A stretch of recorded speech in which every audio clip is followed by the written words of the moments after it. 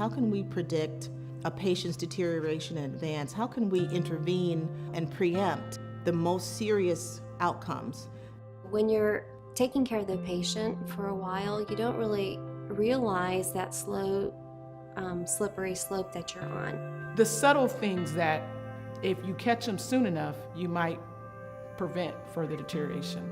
There's never really been a great model for predicting what's going to happen or what's likely to happen with a patient who's deteriorating.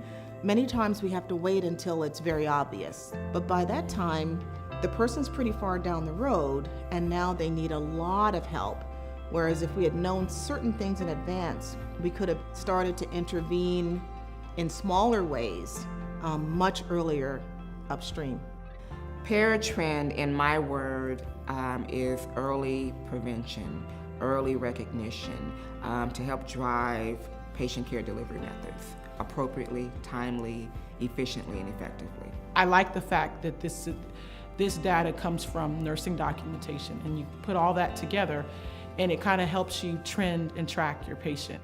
Prior to the tool, we didn't have that. It gives us the ability to take all 26 variables and make a split-second judgment of the patient's condition. When new nurses come on, I let them know that the Rothman will be like their best friend. It just gives you a quick snapshot. It gives you your patient's baseline on down, and it shows you the trend right there.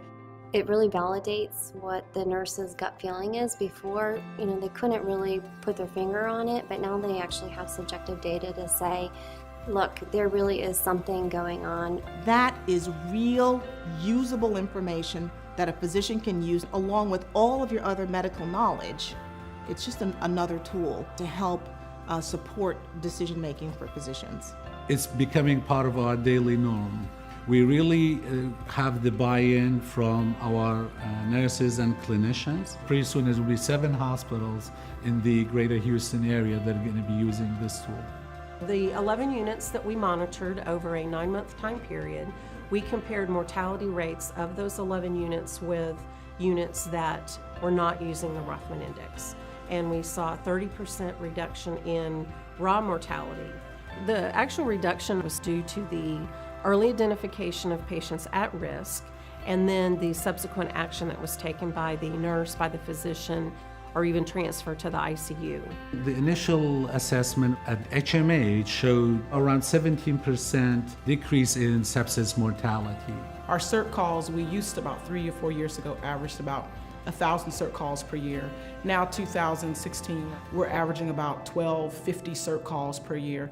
And so that's an increase because I think there's more recognition of changing condition. I've been a nurse for almost 17 years. I prayed for something like this 17 years ago because all we had was our gut.